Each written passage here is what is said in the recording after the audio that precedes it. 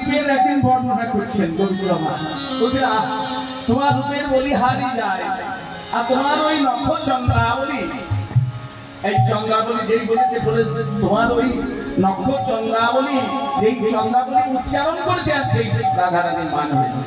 বলে তুমি চন্দ্রাবলীর নাম করছো আমার সামনে, বলে না আমি সে চন্দ্রাবলী বলি নাই, আমি তোমার নখের চন্দ্রগুলো চন্দ্র চন্দ্র চন্দ্র করতে করতে, যেমন রত্ন রত্ন রত্ন করতে করতে রত্নাবলী, তেমনি চন্দ্র চন্দ্র চন্দ্র করতে করতে চন্দ্রাবলী, রচনা বলি চন্দ্রাবলী। তা তোমার এই নখের চন্দ্রের কথা বলছিলাম, বলে না তুমি ওই চন্দ্রাবলীরই কথা বলছো। এই হলো নির্হেতুমান। আচ্ছা হেতুমান, আজকের যেটা মান হবে সেটা একেবারে ভয়ঙ্কর মান, সেটি হচ্ছে আমার দুর্জয় মান। আজ রাধারানী, আজ আমরা দেখছি কি, প্রথমেই দেখছি যে পদকর্তার বর্ণনা অনুসারে প্রথমেই দেখছি যে রাধারানী ঘোমটা টেনে, মুখে ঘোমটা টেনে বসে আছে, মুখ নামিয়ে বসে আছে। আজ বিনোদিনী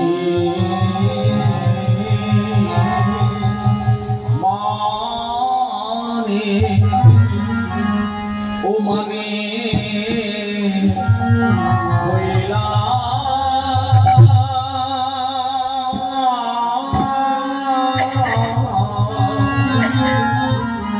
বিনোদিনী মানে হইলা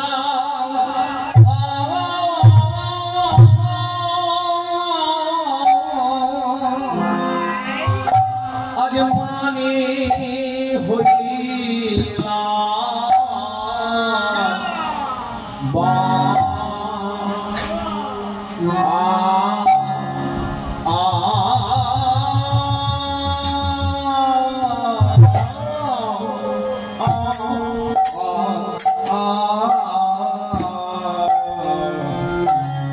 বিনোদিনী মানে হইলাম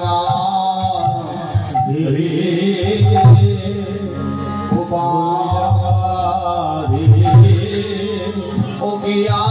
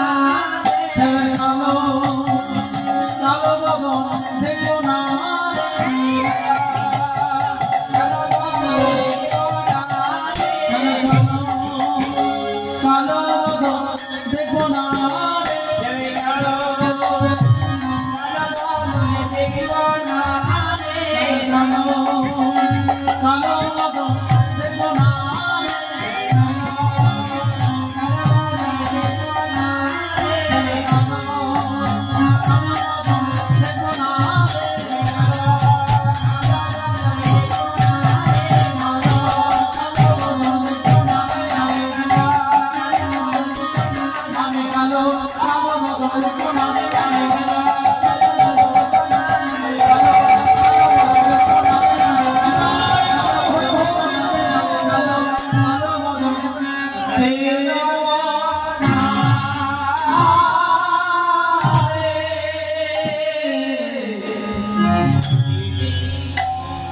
ওগো বিনোদিনী মানি হইলা বিনোদিনী মানে হইলা তা দেখিয়া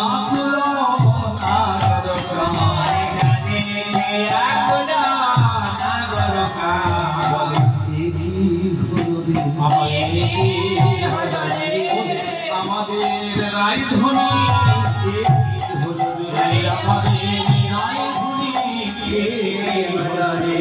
আমাদের রায়ধনী কি হলো রে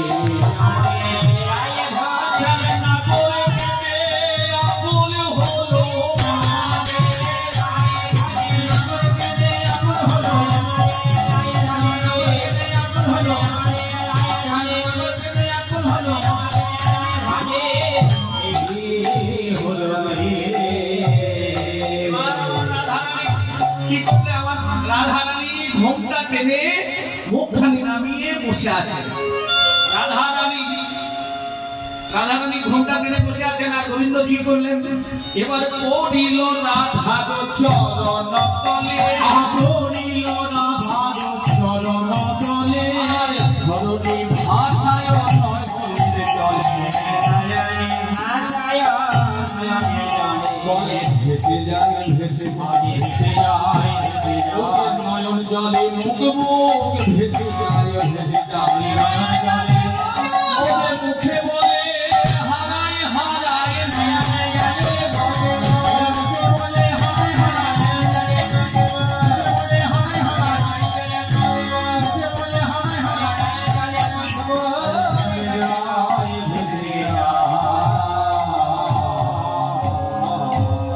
তাহলে প্রথমেই দেখা গেল কি না রাধা রানী আমার ঘোমটা টেনে বসে আছে, মুখখানি নামিয়ে বসে আছে। কেন না রাধা রানীর মান হয়েছে। কি কারণে মান হয়েছে? এই কি কারণে মান হয়েছে যদি জানতে হয় তাহলে আমাদের যেতে হবে গতদিনের বিকাল বেলা কালক্ষেত্রায়। সেখানে কি হয়েছে না গতদিনের বিকাল বেলায় আমার প্রাণ গোবিন্দ শ্রীরাম সুদাম দাম বসুদাম সখাগণকে সঙ্গে লয়ে কষ্ট থেকে ফিরে আসছেন। আর এদিকে আমার রাধা রানী সখীগণকে সঙ্গে নিয়ে আমার যমুনায় জল আনতে চলেছে। এই একদিকে কৃষ্ণ পক্ষ আর একদিকে রাধা পক্ষ, একদিকে কৃষ্ণ পক্ষ আর একদিকে রাধা পক্ষ, দুই মুখোমুখি, দুই পক্ষের সম্মুখে দেখা।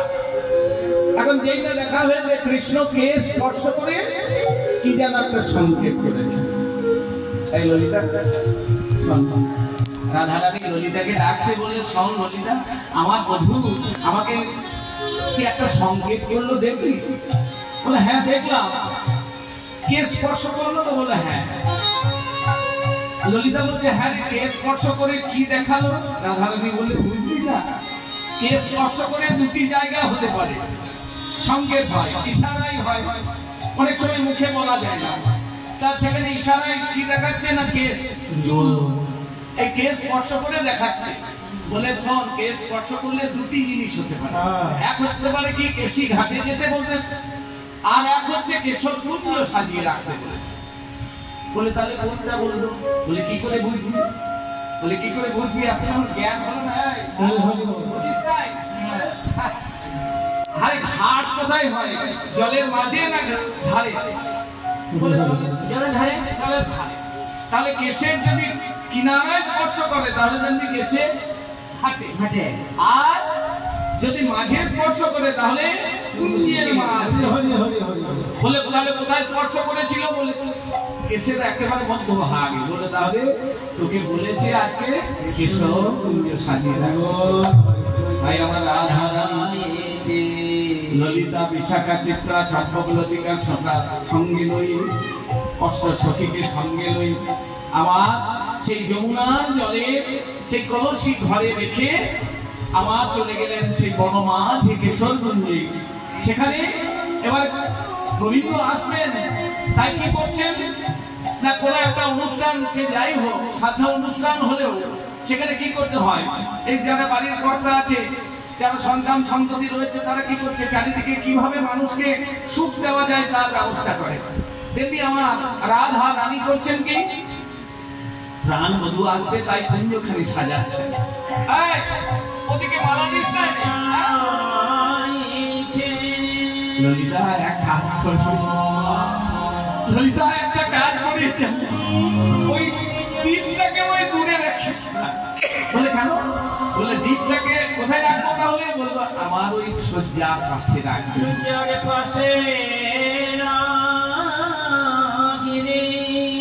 বলে দ্বীপ তো দূরেই ভালো, ঘুমাতে তো দূরে থাকলেই ভালো। বলো মহাদেব আমি কোনোদিন শয্যা জানি নাই, ওই ভূমিতল আমার শয্যা হলো প্রাণনাথের প্রাণনাথের আমি কোনোদিন জানি না যে আমার ওই শয্যা ভূমিতল, আমার শয্যা হচ্ছে প্রাণনাথের বক্ষস্থল। তার বধূ আমাকে সারা রাত মুখে করে নিয়ে শয়নে থাকে, যখন আমাকে মুখে করে নিয়ে থাকবে, যখন আমাকে মুখে করে নিয়ে থাকবে, আমি যেন ওই দ্বীপটা এমন ভাবে রাখবে আমি যেন শুয়ে শুয়ে বদনে দেখতে পারি, শুয়ে শুয়ে বদনে দেখতে পারি, শুয়ে শুয়ে বদনে দেখতে পারি, শুয়ে শুয়ে বদনে দেখতে পারি, আমার বধূ শুয়ে বদনে দেখতে পারি।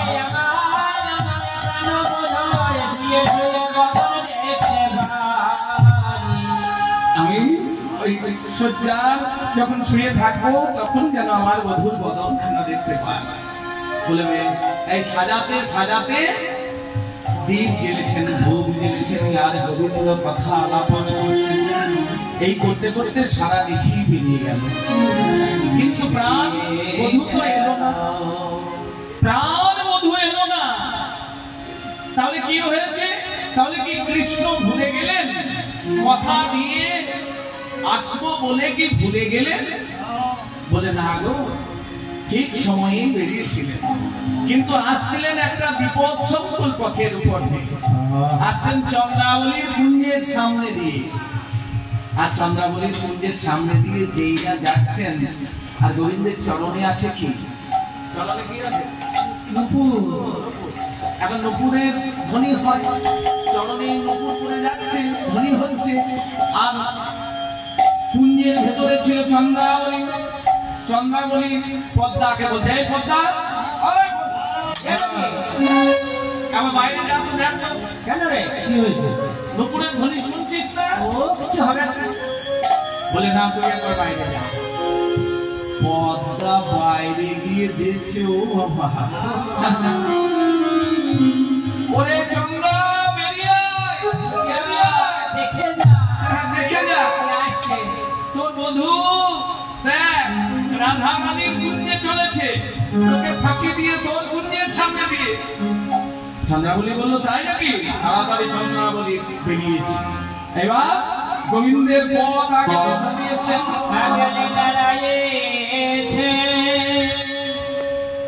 মানে এই পথে নীতি কর ধ্বনি শুনি,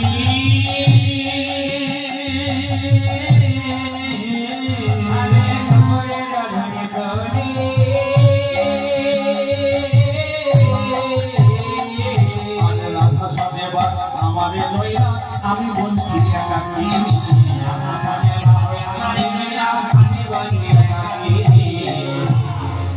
আজ তোমায় ছেড়ে দেব না, তোমায় ছেড়ে দেব না, তোমায় ছেড়ে দেব না, আমি হৃদয় দিয়ে সেবা করিব, তোমায় ছেড়ে দেব না, আমার মনের বাসনা,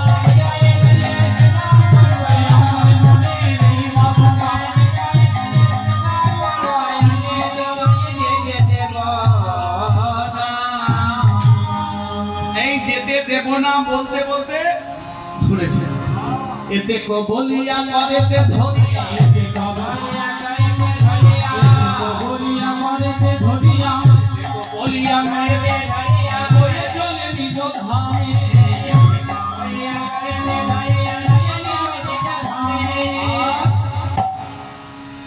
যাবার কথা ছিল কোথায়? রাধারানীর কুঞ্জে। আর এদিকে চন্দ্রাবলী যেই ধরেছে, এবারে রাধা ভয়ে হরি কাঁপে থর, রাধা ভয়ে হরি কাঁপে থর, রাধা ভয়ে হরি কাঁপে থর,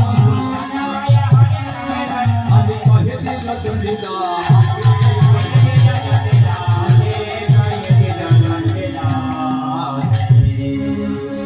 মোদের চলো চলো মোদের কুঞ্জে, চলো চলো মোদের কুঞ্জে, আরে চলো চলো মোদের কুঞ্জে চলো, হৃদয় ভরে সেবা করি হৃদয় ভরে সেবা করি, ওরে আমার মনে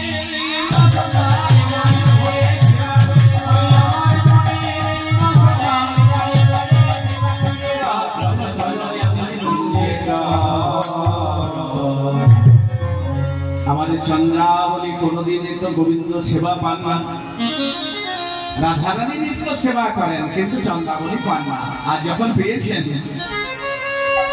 পেয়েছেন তখন ভাবছেন কি, আজ আমি এমন সেবা করব যে ওই রাধা রানী যেন বুঝতে পারে যে চন্দ্রাবলীর কুঞ্জে গিয়েছিল।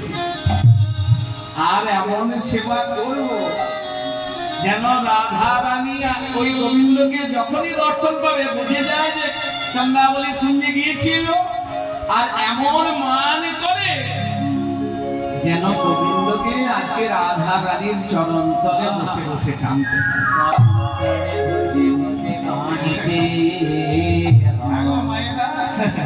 যদি প্রাণ বধূ বসে বসে কাঁদে সেটা কি আনন্দের হয়? বলে হ্যাঁ হয়, হ্যাঁ হয়।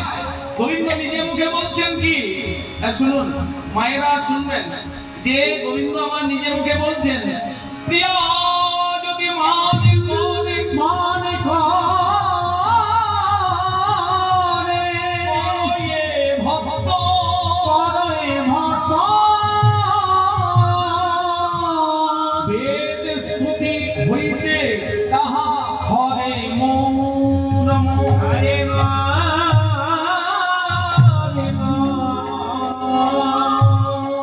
বলছে প্রিয়া যদি মান করে করে ভক্তন, গোবিন্দ আমার নিজে বলছেন যে আমাকে পূজা অর্চনা করলে আমি যা খুশি হবে, তার থেকে আমার রাধা রানী যদি মান করে আমার উপর বসে থাকে, আমাকে মুখ ঝাপটা দেয়,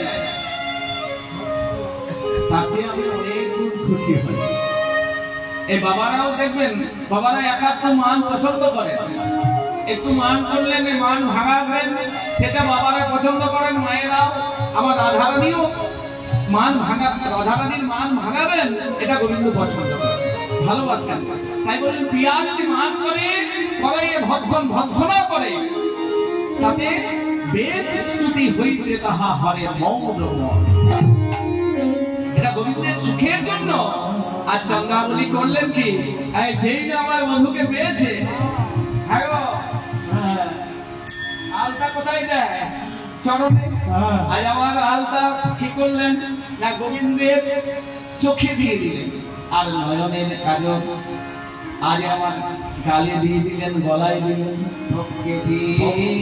আর বক্ষ মাঝে নখের আঘাত দিয়ে দিলেন।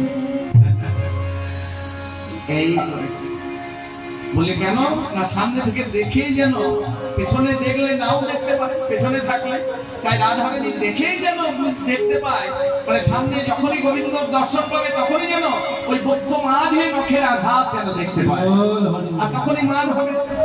কোথায় গিয়েছে? হ্যাঁ, এবার সারা নিশি আমার সেবা করেছেন, আর করেছেন কি, সারা অঙ্গে চন্দন মাখিয়ে দিয়েছে।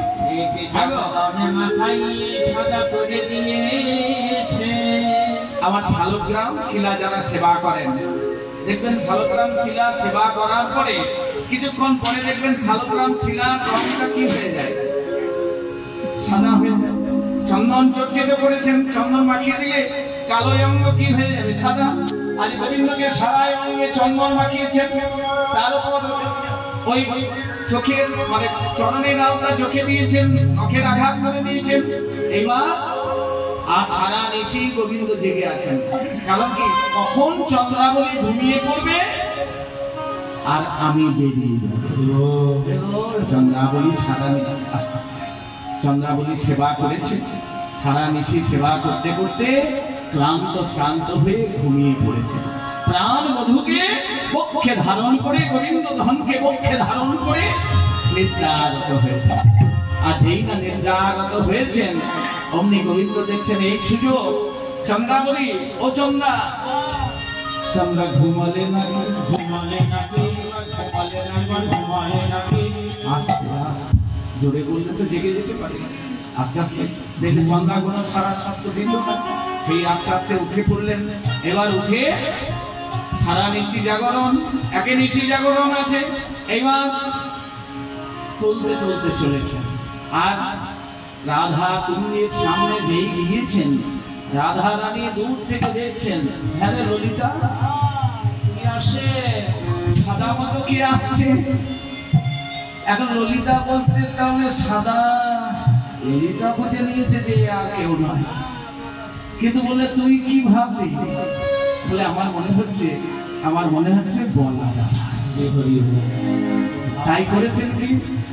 বলে ললিতা একখানা এক কাজ কর, আমার কুঞ্জের ভেতরে তো নিয়ে যাওয়া যায় না দাদা, এক কাজ কর, আঙিনার মাঝে একটা আসন পেতে দে। আঙিনার মাঝে আমার ললিতা একটা আসন পেতে দিয়েছে। আর গোবিন্দ চলতে চলতে এসে এবার বসেছি। আর তুলছেন দেখে আরো সন্দেহ হয়েছে। তাহলে বলা দাদা একে সাদা, কালো নয় দেহ সাদা হয়েছে, সাদা হচ্ছে বলা দাদা। তাতে আবার বলা দাদা মধু পান করে, যার জন্য টলে। সেই আগে চলতে চলতে আসছেন, ভাবছেন তাহলে বলা দাদা। এই বলা দাদা ভেবে আঙ্গিনা মাঝে বসতে দিয়েছেন। আর তাড়াতাড়ি রাধারানী কি করছে, আর মুখ পানে চাইছেন না। এবার মুখে ঘোমটা টেনে একেবারে গলায় কাপড় দিয়ে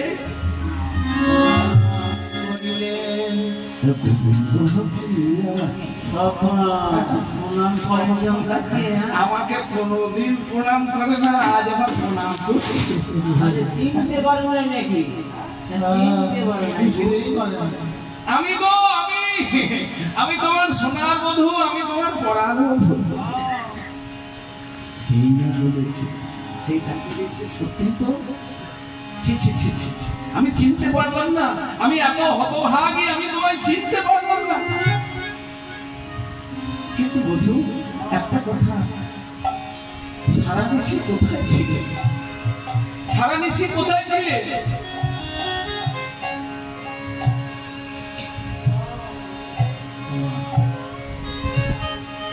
আর বুকে এগুলো কিসের আঘাত? এই বলেছে, যেইটা বলেছে, বলে নীলত পলক শ্রীমুখ মন্ডল, নীলত পলক শ্রীমুখ মন্ডল কাহে ভেল।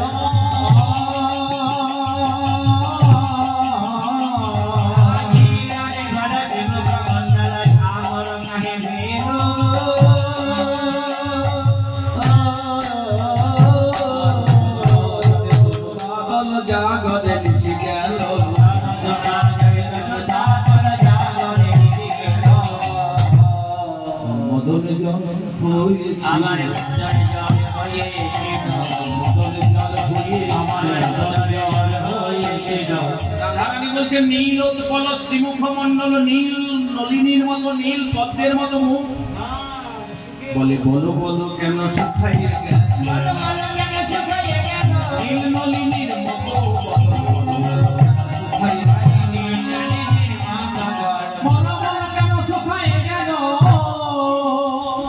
আমার মুখখানা শুকিয়ে গেছে।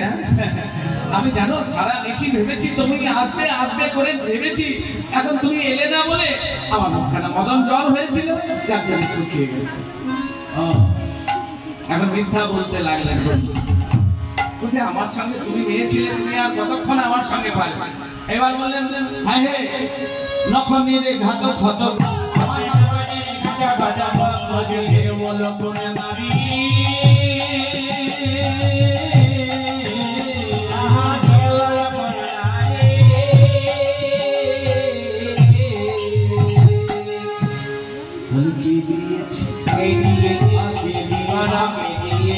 নখের আঘাত দিয়ে দিয়েছে, নখের আঘাত দিয়ে দিয়েছে। নখের আঘাত হচ্ছে না, এগুলো কি হয়েছিল জানো? কি হয়েছিল? কি হয়েছিল জানো? হ্যাঁ বলো।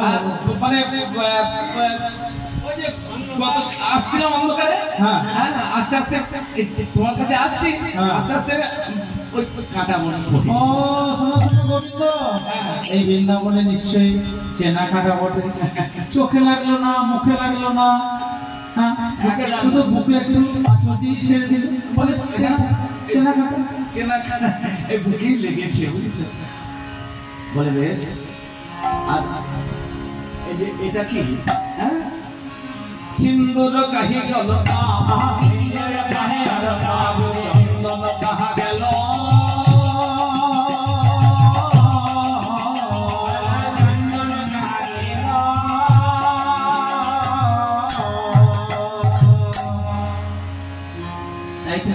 তাই তো সিঁদুর লেগে রয়েছে। আসলে কি হয়েছিল জানো? তোমার কদিন থেকে শরীর খারাপ হচ্ছে, তা আমি ভাবলাম যে তোমার শরীর ভালোর জন্য আমি গৌরী পূজা করেছি। আর সেখানকার ঠাকুর মশাই করেছেন কি, সিঁদুর দিয়ে দিয়েছিল, সেই সিঁদুরটাই কোথায় লেগে আছে। আর বলে আজ কেন হে নীল বসন, আজ কেন হে নীল বসন, আজ কেন হে নীল বসন, আজ কেন হে নীল বসন। বলে তুমি তো পিতবসন ধারণ করো, পিতবাস করো। গোবিন্দ আমার পিতবাস করেন আর গলা দাদা পরে নীলবাস। আজ তুমি নীলবাস পরে এসেছো গোবিন্দ। ওই অন্ধকারে পড়ে এসেছি, তাহলে চন্দ্রাবলীর শাড়িখানা পড়েছি। এই যে ভেবেছি যে চন্দ্রাবলী দেখো, এত সুন্দর কোচা করেছো, নীল পাটের সাথী তাহে কোচারও দোলনি। হ্যাঁ, এত সুন্দর কোচা কি তুমি নিজে করেছো না কেউ করে দিয়েছো?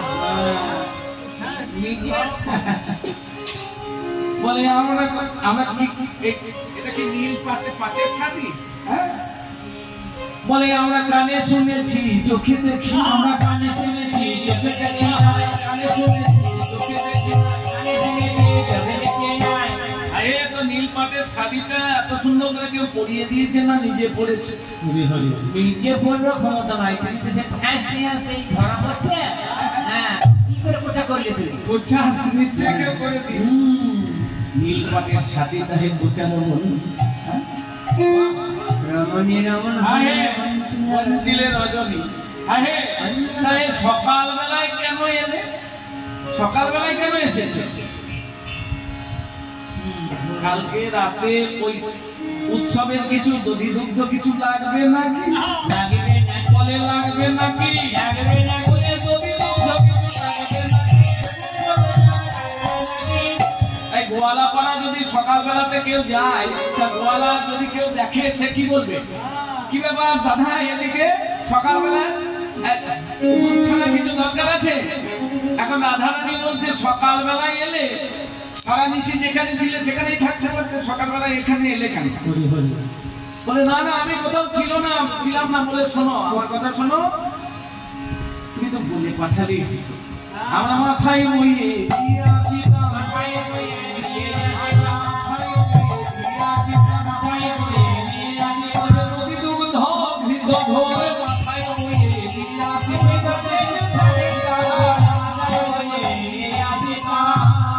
তুমি এসব কেন বলছো বলো তো? আমি কেন এই নীল পাটের শাড়ি দেখে এত সব বলছো? আমি আসলে কি হয়েছিল ছিল, বলা দাদার সঙ্গে শুয়েছিলাম। এখন বলা দাদা ওই তোমার জন্য তাড়াতাড়ি আসতে গিয়েছি, বলা দাদা ওই কাপড় কিনা। ও তাহলে অদল বদল হয়ে গেছে। আচ্ছা হ্যাঁ, তা বেশ, তা হলো। তাহলে অদল বদল হয়। অঞ্জন কাহে গণ্ডস্থলে, গণ্ডলয় অধরে,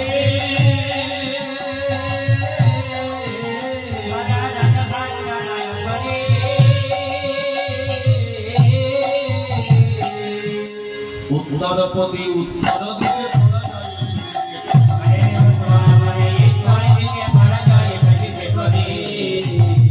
বলে আর তো কিছু কইতে না রে, আর তো কিছু কইতে না রে, অপরাধী নিজে জেনে, আর তো কিছু কইতে না রে, অপরাধী নিজে জেনে, আর তো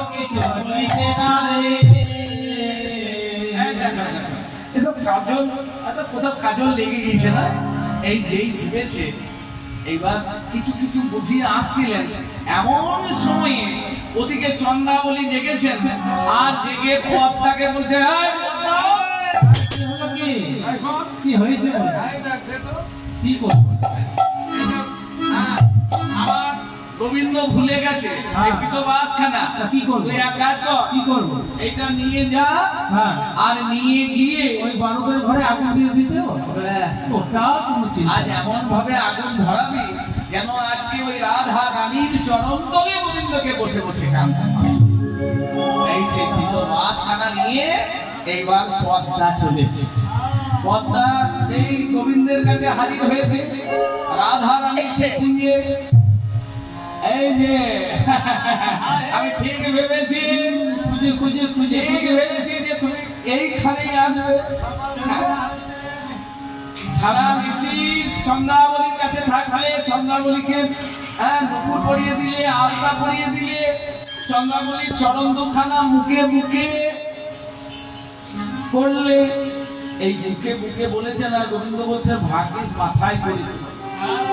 আর কিছু বলতে যাবো বলবে মাথায় করেছে। রাধা রানী তো মান বলে, চোখে পাটিনি করবে। বলে, কি চুপ চুপ করছো? হ্যাঁ, চোখে পাটিনি করছে। হ্যাঁ, ওসব বলো না। আমি শোনো, আমার চন্দ্রাবলীর ওই নুপুর পরিয়ে এসেছো, চন্দ্রাবলীর একখানা নুপুর পাওয়া যাচ্ছে না, যার জন্য তোমার কাছে এসেছি, না হলে তোমার কাছে কি জন্য আসতাম? বলে, কে তোমাদের চুমতে গিয়েছিল? অন্ধকারে কাকে না কাকে দেখেছো? বলে, আমি দেখলাম, আমি জানি চোরের মায়া বড় গলা। চোরের মায়ে বড় গলা। হ্যাঁ, তুমি তো মানে চোর বলে প্রখ্যাত, এই জন্য আমি প্রমাণ হাতে করে এনেছি। বিশ্বাস করবে না, বিশ্বাস করবে না। শুনুন, কাউকে চুরি করেছে জানলে একটা প্রমাণ হাতে করে দিতে হয়। আর কেউ আপনার গাছে কেউ পেয়ারা চুরি করছে, তো একটা ছবি তুলে নিয়ে আই দেখ আমার গাছের পেয়ারা চুরি করছে। বলে, এই নাও তোমার পিতবাসে নাও, এই নাও তোমার পিতবাসে নাও, বলি নীল শাড়ি নাও, এই নাও তোমার পিতবাসে নাও, বলি নীল শাড়ি নাও।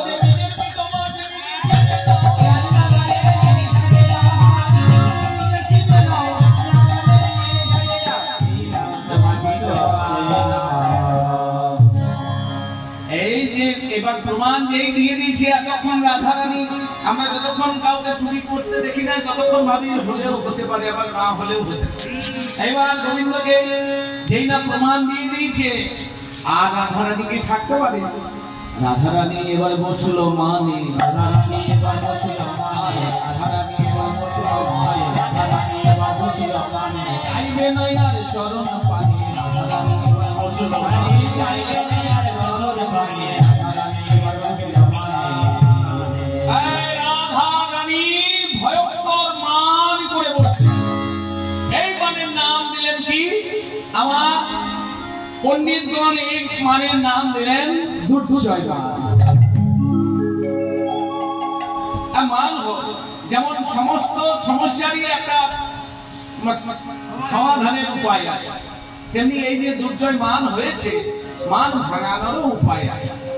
সমস্যা আছে, তেমনি তার সমাধানও আছে। প্রতিটা এমন কোন সমস্যা নাই যে সমস্যার সমাধান নাই।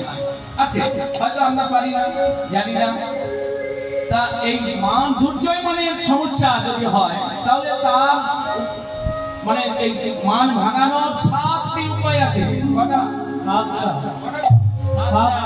শুনে নাও, 7টা উপায় কি কি শুনো। হ্যাঁ, বল। প্রথম হচ্ছে কি? দান, শাম, তারপরে দান, ভেদ, নতি, ক্রিয়া, উপেক্ষা, রসা। শাম, দান, ভেদ, নতি, ক্রিয়া, উপেক্ষা, রসা। এখন শাম মানে কি? শাম মানে আমাদের বোঝা একটু মুশকিল। শাম মানে হচ্ছে মিষ্টি মিষ্টি কথা বলে। মানে খুব মিষ্টি মিষ্টি। আমি কি অমন ঘটি না? আমি কেমন ঘটি এতদিন থেকে দেখছো, তুমি চিনতে পারছো আমি কেমন ঘটি? এই যে মিষ্টি কথা, এই মিষ্টি ভালোবাসে। হ্যাঁ, এরপরে হচ্ছে কি? দান। ধরুন কোন মা যদি রাগ করে বসে থাকে, একদিন রাগ, দুদিন রাগ, এবার আপনি করলেন কি? এই সমস্যার একটা বিরাট উপায় আছে। আপনি তাড়াতাড়ি দেখলেন মান ভাঙানোর সহজ পন্থা কি বলে দিই, হ্যাঁ, আপনারা শুনে নিন। এই পুজোর সময় ভাই পুজোর সময় আপনারা করবেন কি, একেবারে বাবারা যদি কেউ শুনছেন তাহলে শুনুন, মায়ের মান ভাঙানোর একটা সহজ উপায় হচ্ছে তাড়াতাড়ি মাকে কিছু না বলে আপনি চলে গেলেন শিউরি। হ্যাঁ, 20 ভরি না 20 ভরি নয়, আর হ্যাঁ। একেবারে 5 ভরি ওজনে একটা